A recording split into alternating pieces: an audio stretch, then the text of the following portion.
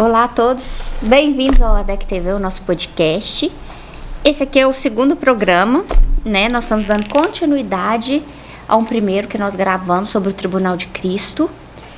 E eu tô aqui com o Pastor Paulo. Pastor Paulo, bem-vindo. Para mim é uma satisfação enorme poder estar com vocês e coração grato por esse momento.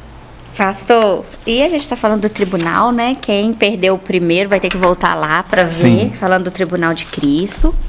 A gente parou ali na qualidade das obras. Sim. Né? A gente falou ouro, prata, pedras preciosas, o feno e a palha. E agora, para dar continuidade, desse galardão, depois que passar pelo fogo as nossas obras, vai ter uma diversidade de coroas. Sim.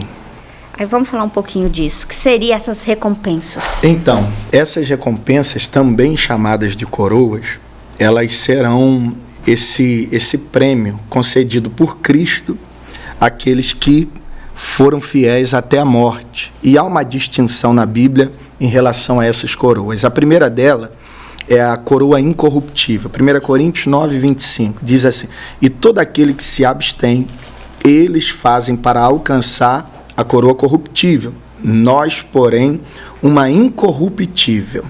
Essa coroa incorruptível, ela é reservada para aquele que teve domínio próprio, para aquele que conseguiu manter-se firme em sua caminhada, para aquele que conseguiu se disciplinar nessa jornada com Cristo.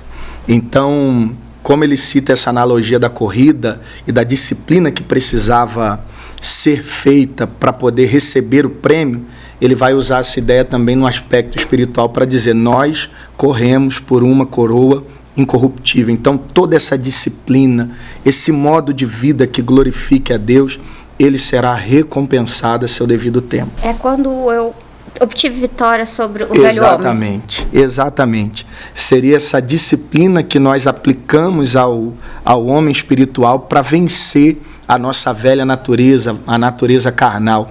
Então, Paulo ele disse assim que ele esmurrava o corpo dele para não ser condenado naquilo que ele pregava. Então, a gente prega e a gente se disciplina para viver aquilo que nós estamos pregando. A gente ensina e nos disciplinamos para vencer aquilo que nós estamos ensinando. E é muito difícil. Para não ser tido como escândalo após pregar, é difícil. É difícil. Quando alguém pergunta assim: você prega o que vive? Sim, nós pregamos o que vivemos, mas não significa necessariamente que a gente não possa pregar algo que ainda não vivemos, porque a gente prega a palavra. Então tem coisas que nós pregamos e nos submetemos a viver aquilo após ter pregado. Então alguns terão a dádiva de falar antes de viver e outros viverão após falar. Então, a gente precisa se disciplinar. É uma disciplina mesmo. Exatamente. A palavra seria assim: a gente precisa ter o fruto do Espírito, chamado domínio próprio. A gente precisa ter uma vida disciplinada. Para não cair em contradição e hipocrisia. E essa disciplina ela é interessante porque as pessoas estão apoiando a espiritualidade em cima das emoções. Muito confundindo. Sendo que a emoção não define espiritualidade, o que define é a disciplina. Orar não é emoção, é disciplina. Pregar ou ler a palavra não é emoção, é disciplina. Jejuar é disciplina. As pessoas querem sentir para começar a fazer, quando precisam fazer e disciplinar-se para continuar fazendo. Eu convivi com uma pessoa, ela é de uma religião, né? Parecida com a nossa, e um dia eu ofereci a ela café e ela falou assim: não, eu não tomo café. Eu até brinquei e falei: encontrei um defeito. Ela falou assim: não, é porque minha religião não permite tudo que faz mal pro corpo. Uhum. Aí, não, mas toda hora ele tomava refrigerante. Uhum. Eu falei... Aí, entendeu? Passou. Coerência aí, né? A gente tem que ter muito cuidado com as incoerências. Eu falei: Senhor, eu tenho que ter muito cuidado. Não tô criticando ele. Mas ele não toma café, mas ele toma refrigerante, ele toma todinho, exatamente. Então, assim, a gente tem que... essa disciplina, né? O texto que nós lemos: aquele que destrói o templo do Senhor, Deus o destruirá. A pessoa, ela tem uma virtude e se agarra naquilo, mas esquece, aí está fumando, está bebendo, está comendo demasiadamente, não tem disciplina nenhuma, compra excessivamente, a pessoa está destruindo a alma dela, como se isso fosse uma coisa louvável, por uma coisa que ela acerta. Uma coisa, mas fica, eu falo assim, essa coroa incorruptível, né? Aquilo que a gente conseguiu viver. A gente tem que ter cuidado realmente para não pregar, falar que vive uma coisa, mas vive uma hipocrisia. Exatamente. Eu não tomo isso porque faz mal pro corpo, mas e esse outro que eu tomo? Exatamente. Eu falei, Senhor, que a gente tem que... Nossa, eu pensei, foi em mim, Senhor, eu tenho que vigiar nessa terra. Uma vez perguntaram ao Billy Graham, aquele texto que Paulo cita aos Efésios, não vos embriagueis com o vinho que é a contenda, mas enchei-vos do Espírito. E aí disseram para ele assim, Billy Graham, bebida é pecado. Aí o Billy Graham disse, sim, bebida é pecado, tanto quanto um crente não ser cheio do Espírito Santo. Porque às vezes a gente tem essa virtude, eu não bebo, mas não se enche do Espírito Santo. Então, assim, tem a hipocrisia nessa situação. Não tem como a gente se preocupar com o cisco que está no olho do irmão e esquecer a trave que está nos nossos olhos. Então, a gente precisa ter esse equilíbrio. A gente precisa ter esse domínio próprio para a gente não ter uma virtude e se perder nas demais. Quando ele me falou, eu falei assim, gente, eu tenho que vigiar porque a gente nem percebe. Exatamente. Não. E passou depois dessa coroa incorruptível, é a coroa da vida. Da vida. Apocalipse 2:10, ser fiel até a morte, dar-te-ei a coroa da vida. Essa coroa é reservada para aqueles que morreram em prol da causa de Cristo. Suportar a aprovação. Aqueles que suportaram a aprovação. Aqueles que sofreram. Aqueles que foram até o final. Eu glorifico a Deus, sabe? Porque a gente vive... Parece que o evangelho ele tem dois lados. Tem um lado do evangelho muito glamuroso. Tem. Né? Que às vezes as pessoas acham que é só esse. Exatamente. Esse lado glamuroso são de pontes aéreas, de hotéis 5 estrelas, de eventos grandiosos, e há uma necessidade, obviamente, de pregar para todo o público, mas existe um lado muito sofredor do evangelho. E não que o cansaço não seja, mas eu não estou dizendo disso. Tem gente que, se não vigiar, morre mesmo. Existem locais onde a igreja está sendo perseguida e que se pessoas não estiverem ali fazendo com todo cuidado, elas morrerão. Conheci um amigo que ele rodou o mundo através de um prêmio que ele teve na Marinha. Ele foi em todos os países e quando ele chegou em um determinado país, tinha um pastor que, para ele conseguir ganhar as famílias, ele se tornou treinador de futebol. Porque era o único jeito dele chegar nas crianças. Ele falava com muita graça, dizendo assim, a maioria do time já se converteu. E lá a religião do país era outra, sendo que ele com a virtude assim, um amor, uma alegria no coração. A gente precisa valorizar pessoas que estão sofrendo pela causa de Cristo, porque faz toda a diferença. Pessoas. Orar por elas. Precisamos nos lembrar delas. E essa coroa da vida, né? Tiago também 1,12 fala. Exatamente. Feliz é o homem que persevera na aprovação, porque depois de aprovado receberá a coroa da vida, que Deus prometeu aos que o amam. Exatamente.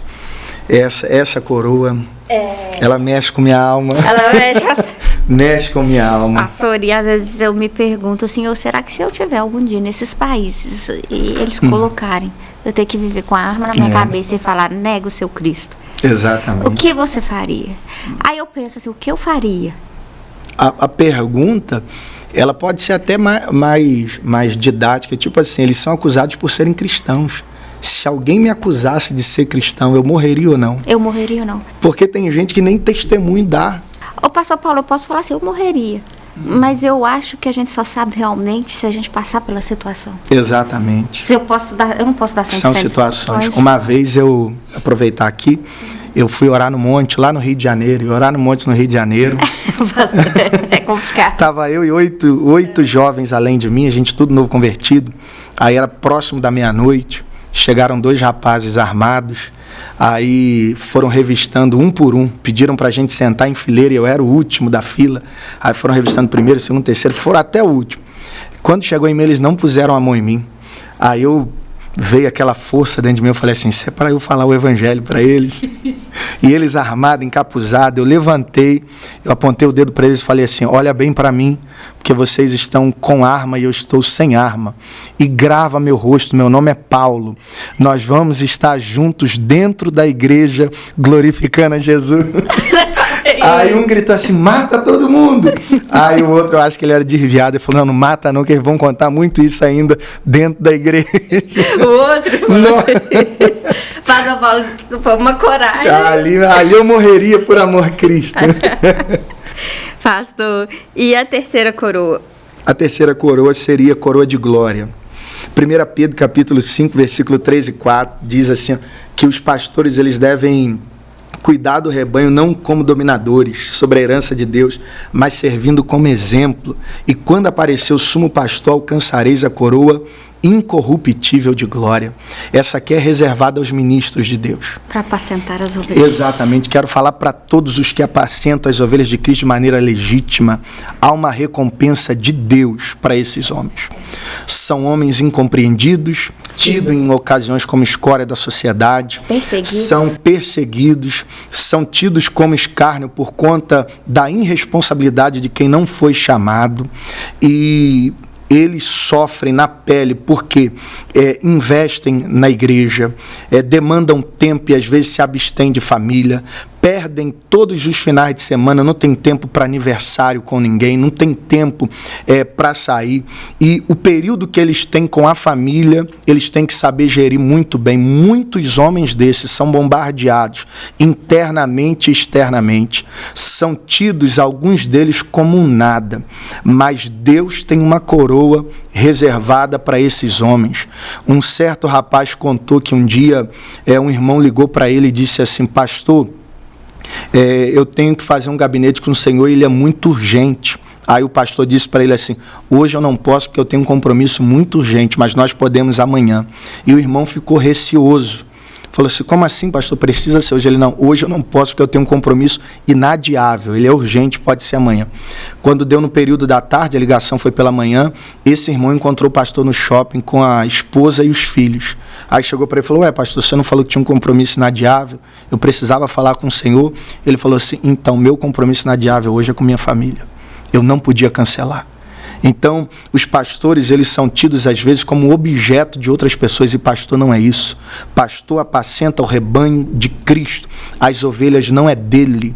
E ele se compromete em cuidar de algo que ele dará conta. Imagina, Deus o chama, ele terá que prestar conta em ocasiões. Ele nem queria fazer aquilo. Aí tem gente que briga para tomar a igreja do pastor, briga para manchar o nome do pastor, briga para sujar a família do pastor. Tantas brigas que envergonham a gente. Brigas que envergonham. A gente tem visto aí pelo Brasil um monte de briga para tomar templo, e isso aí não vai levar ninguém a lugar nenhum, porque o pastor legítimo será por Deus galardoado. E uma coisa eu digo para todo pastor, João capítulo 10 diz assim, as minhas ovelhas ouvem minha voz. Pastor, se não está ouvindo sua voz, não é a sua ovelha. Sua ovelha ouve sua voz e é dela que você dará conta de Deus. Se tem alguém que não ouve sua voz, não é sua ovelha. Descansa teu coração, diga tchau, para que ele encontre o pastor dele e seja feliz. A ovelha reconhece a voz do seu pastor. Reconhece a voz do pastor até de olho fechado. Até de... Pastor, maravilhoso. E qual que é a próxima? Nós falamos da coroa incorruptível, da coroa da vida, da coroa de glória. A próxima é a coroa de justiça. Coroa de 2 justiça. Timóteo capítulo 4, versículo 8. Desde agora, a coroa de justiça me está guardada, a qual o Senhor, justo juiz, me dará naquele dia, e não somente a mim, mas também a todos os que amarem a sua vinda. Sabe para que é reservada essa coroa? Para quem ama a vinda de Jesus. Para quem espera Jesus. A cada 10 mensagens que nós ouvimos na década passada, eu acho que 11, de 10, 11, era sobre a volta do Senhor Jesus. A gente ouve pouco hoje, pastor. Hoje a gente ouve pouco. Hoje as pessoas estão preocupadas com alguns treinamentos para liderança, elas estão preocupadas para capacitar determinadas áreas da igreja, mas vou dizer uma coisa, a mensagem que tem que voltar para os nossos altares é a mensagem acerca da volta do Senhor. Jesus está voltando. Jesus está voltando. Quem é esse? E nós precisamos amar a volta dele de maneira, sabe? O Rei da Glória está voltando. O Rei da Glória está voltando. Eu acho que a gente tem que ansiar, né? É num abrir e fechar de olhos, 3 milésimos de segundo. Eu acho que hoje em dia a gente tem tanta informação, a nossa vida é tão rápida, com tanta informação, que isso tirou um pouco. Tirou. Um pouco não, tirou muito. Tirou. A gente hoje sofre por conta dessas situações e a gente precisa muito desejar a volta de Jesus de novo. Cristo. E a gente está muito agarrado aqui nesse mundo. A gente está tão agarrado à terra que a gente parou de olhar para as coisas celestiais. O pastor da minha avó, o pastor que era da nossa família, ele falava assim para mim: meu filho, se for para ir para o céu, nem que seja para eu ser um tapete, mas eu quero ir. Eu quero ir. Chegar na eternidade, eu quero ver minha avó, quero ver pessoas que eu amava, quero ver Abraão, Isaac, Jacó, mas como eu quero ver Jesus. O céu não é para eu fugir do inferno, o céu é porque eu amo Jesus. Eu falei, Senhor, será que no céu eu vou poder andar igual o João andava aqui com o Senhor? Agarrada no seu braço, assim, deitada. Nos deixem sonhar. Eu falei, eu acho que eu posso imaginar, exatamente, né, o que o olho não viu, o ouvido não ouviu, que não subiu o coração do homem é o que Deus tem reservado para nós. Eu falei, Senhor, no céu eu vou ser igual o João, já falei. Não sei se eu posso, mas eu Amém. quero. Amém, né, pastor? Eu creio. Pessoal, nós vamos para um breve intervalo e nós voltamos. No segundo bloco, nós vamos falar da coroa da vida, que eu falei que tinha falado, mas não falou, e da coroa de alegria. Até daqui a pouco.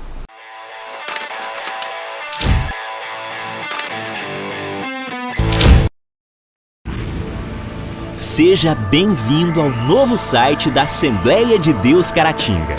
Agora ele está completo para você acompanhar bem de perto tudo sobre nossa igreja. Nele você encontra um pouco de nossa história, onde nós estamos, nossos horários de cultos e endereços de nossas filiais. E ainda você poderá fazer seu pedido de oração, sua contribuição, acompanhar nossas notícias, entrar em contato conosco e muito mais. Mais uma forma de você acompanhar tudo o que acontece na Assembleia de Deus Caratinga, de onde você estiver. Acesse agora assembleiadedeuscaratinga.org.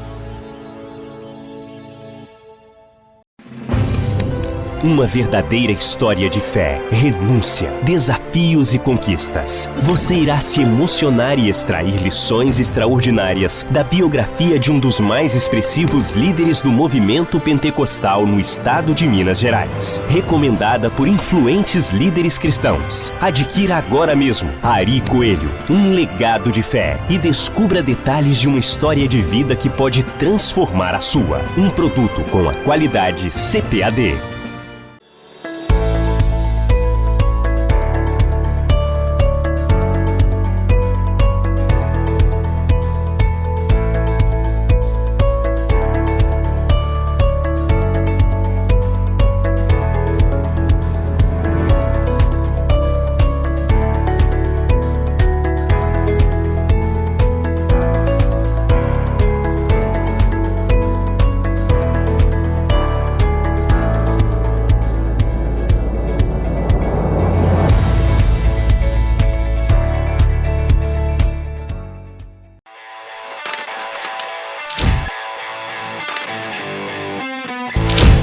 Estamos de volta, com o pastor Paulo aqui falando sobre o tribunal. Nós estamos aqui, né, na diversidade coroas, nas recompensas. Pastor, ficaram duas.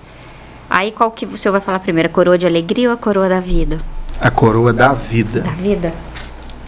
Na coroa da vida, Apocalipse 2:10 diz assim: ser fiel até a morte, dar-te-ei a coroa da vida. Essa coroa ela é reservada para aqueles que sofrem pela causa de Cristo, para aqueles que morreram pela causa de Cristo. E, sem sombra de dúvida, aqueles que perseveram até o fim, eles serão pelo Senhor galardoados. É a coroa da vida eterna, pastor? Exatamente, essa é da vida eterna. O interessante é que quando João Batista perdeu a cabeça dele, ele ganhou a coroa da vida. Ou seja, perdeu a cabeça aqui na terra, mas ganhou a coroa da vida. Paulo. O apóstolo Paulo, todos os apóstolos, eles morreram de maneira trágica, exceto João, que morreu por causas naturais. Mas todos eles foram galardoados. Todos eles foram sofredores. A gente precisa... E perseveraram até o fim. Perseveraram até o fim. A gente precisa ter as marcas de Cristo novamente em nós. Essa marca... Eu não estou dizendo que o sofrimento... ele é o resultado do Evangelho, mas sofrer pela causa de Cristo faz parte da nossa caminhada. E alguns sim perderão sua vida, alguns sim perderão bens, alguns sim perderão amigos, mas eles serão por Deus galardoados, o céu é recompensador. Pastor, a gente esquece que aqui é breve, né? Aqui é breve. A gente esquece. É uma breve e momentânea tribulação, mas que produzirá em nós um peso eterno de glória. Isso nós temos que lembrar sempre. Sempre, sempre, sempre, sempre, sempre. E se não for dessa maneira, não vai funcionar. Não vai funcionar. Pastor, e a última, a coroa de alegria. A coroa de alegria, a primeira coisa sobre a coroa de alegria é que tem faltado alegria. Tem. Infelizmente, o inimigo ele não consegue roubar a nossa colheita, mas ele consegue roubar o nosso desfrute. Como ele não nos impede de colher, ele tenta nos impedir de desfrutar. E a coroa de alegria, ela seria essa maneira recompensatória para esses servos que choraram, esses servos que se entristeceram, esses servos que fizeram a obra de Deus com angústias na alma. São os ganhadores de almas, Pastor Paulo. Hoje, essa coroa hoje o ser o ganhador de alma e essa coroa estando relacionada a ganhar almas, eu diria o seguinte... Ela está ou não? Ela está relacionada.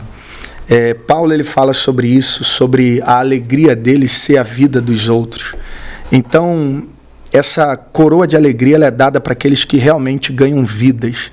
E é isso que enche o nosso coração de alegria, enche o nosso coração de gratidão, enche o nosso coração de gozo. Então, assim, um ganhador de almas, ele é uma pessoa que vai se alegrar. Vai se alegrar. É que Paulo fala assim, em 1 Tessalonicenses 1, acho que 1,19, né?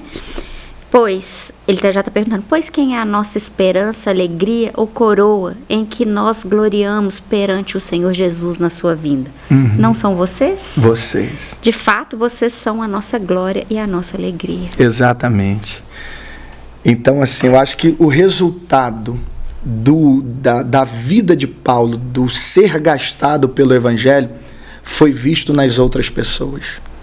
Ou seja, Paulo viveu tudo o que viveu, mas quando ele vê o resultado do trabalho que ele fez em Deus, a alegria dele é restaurada. É restaurada. Então, assim, essa coroa de alegria é dada aos ganhadores de almas. E como isso alegra nosso coração.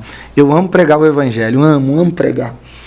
Mas eu amo quando eu vejo um pecador se arrependendo. Isso, para mim, é o auge daquele momento, sabe? Meu coração ferve. Os dias mais importantes da minha vida, assim, é o dia que alguém converte, é o dia que alguém se batiza, é o dia que alguém casa. Esses são dias, assim, o pacote está completo. Está completo. Então, as pessoas são a nossa alegria e nós precisamos ganhar almas. E a gente precisa ter essa alegria, né? Sim. Um sorriso no rosto. Uhum. Exatamente. Até isso muda até o nosso comportamento. Porque se eu não me alegro pela salvação de outra pessoa, eu não vou pregar com alegria de espírito. Então eu preciso ter essa alegria no meu coração para poder ganhar um pecador para Jesus. Eu fico muito preocupada, às vezes assim, eu vejo aquele monte, né, gente se entregando, aceitando ali, se convertendo, mas depois, Senhor, e o discipulado? Porque... O reino de Deus é isso, é paz, justiça e gozo no Espírito. Eu falo assim, depois você não pode parar ali, né? A gente tem que ter o cuidado depois de pegar essas pessoas e discipular. Uhum. O discipulado ele é fundamental, é uma forma, é uma ordenança, porque o Senhor Jesus falou, ide fazer discípulos de todas as nações. Então o discipulado faz parte da conversão da pessoa. E, infelizmente, as pessoas negligenciam isso. Porque a pessoa pode passar ali se ela não for discipulada. Exatamente, exatamente. E é o discipulado que vai extrair os valores essenciais, vai colocar as pessoas aonde elas precisam estar. É o discipulado. Para a gente considerar que o papel da pregação está completo, a gente precisa discipular uma pessoa para que ele se pareça com Cristo. Caso não, a gente não fez o papel completo. Não fez tudo, não fizemos. Ô pastor, e depois dessas coroas, aí tem o quê? As outras recompensas? Como que eu posso chamar? Uma recompensa que eu diria seria pedrinha branca. Apocalipse 2,17 diz assim, ao que vencer, eu darei de comer do maná escondido e dar-lhe uma pedra branca. Essa pedra branca seria um sinônimo de aprovação. Elas eram utilizadas desde a época dos sacerdotes para ser a confirmação de que algo era legítimo, verdadeiro. Então, é uma forma de você dizer sim para alguém, dizer sim para algo. Então, essa pedrinha branca era utilizada em julgamentos, era para abençoar ou dar a pessoas especiais, era utilizada para vencedores, era como um troféu. E essa pedrinha branca dada por Cristo é para mostrar para ele: você venceu. Você venceu. Eu posso dizer que as recompensas, no Novo Testamento fala muito de recompensas, muito de recompensa. Então, essas recompensas, a recompensa no céu, tá tudo envolvido, pastor? Sim. A recompensa de um homem justo, a recompensa de acordo com as nossas obras, isso está tudo envolvido. Sim, exatamente. Todas essas recompensas estão relacionadas no dia que nós formos galardoados. O Senhor vai colocar tudo na balança justa dele. Então, ali não terá um poder persuasivo ou de argumentação. O Senhor vai falar assim: eu quero saber das suas obras. Me mostra, como numa peça que a gente fala, né? Me mostra as suas mãos. Me mostra. Então, será dessa maneira que vai acontecer. E lembrando que o tribunal de Cristo é para salvos. Lá não há julgamento, lá não vai ter um telão, Deus mostrando seus pecados. Que o pessoal pensa fala, tá errado, seu pecado já foi julgado. O tribunal não é para vergonha dos crentes, o tribunal é para galardão. E pastor, para que serve esse galardão no céu?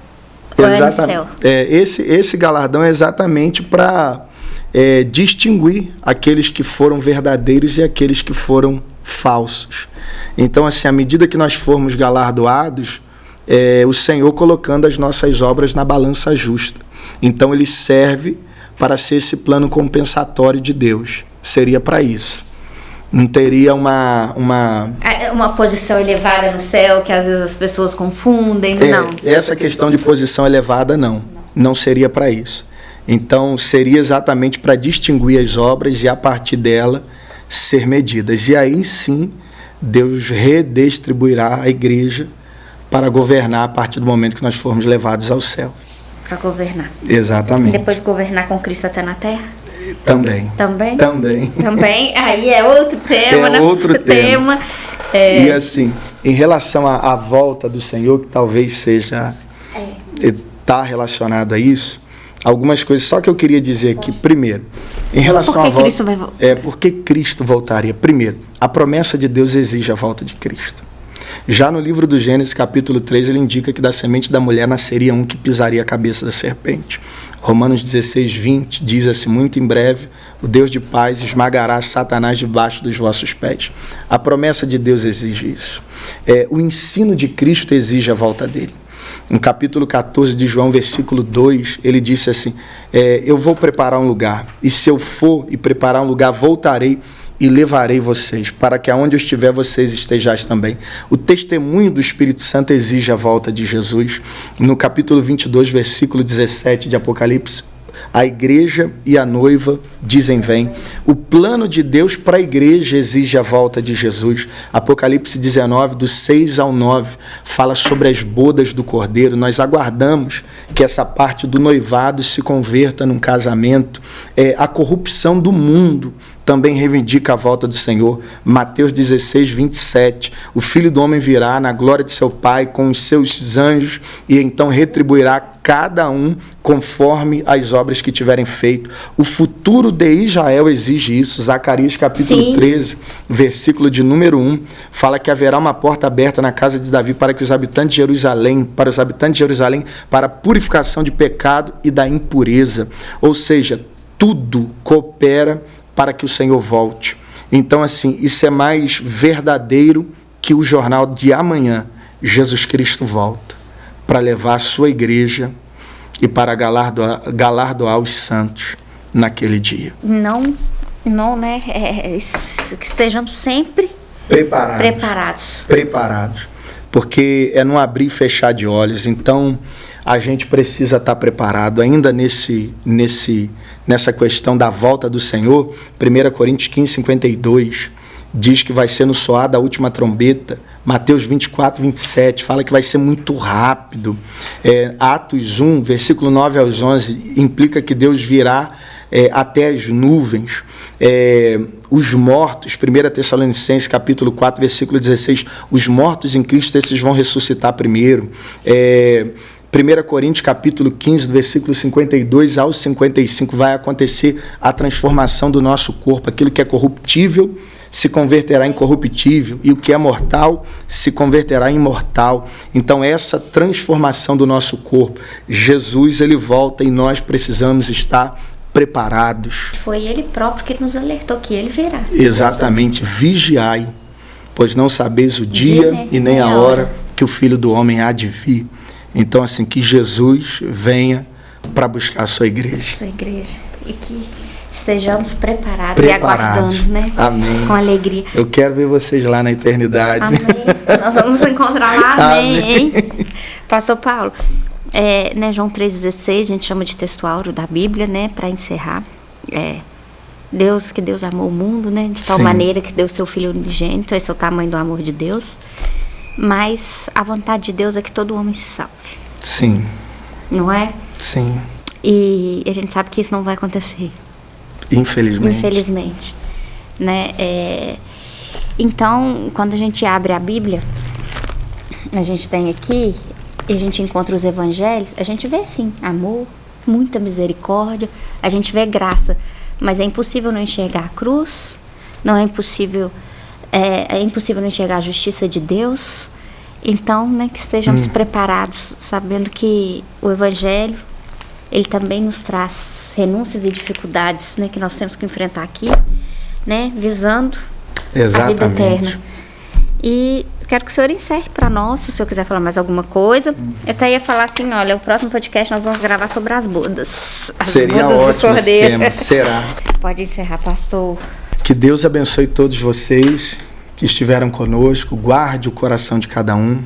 Como a irmã Carol acabou de dizer, Deus amou o mundo de tal maneira que deu seu único Filho, para que todo aquele que nele crê não pereça, mas tenha vida eterna. O que eu lhe recomendo é que aonde você estiver, você faça uma oração. E nessa oração você diga, Senhor, eu te aceito em minha vida. Cuida de mim a partir de hoje e me ajude a perseverar até o dia que o Senhor voltar para buscar a sua igreja. Que Deus guarde sua família, cuide da sua casa, que Deus honre você nesse ano de 2025 e venha lhe abençoar em tudo.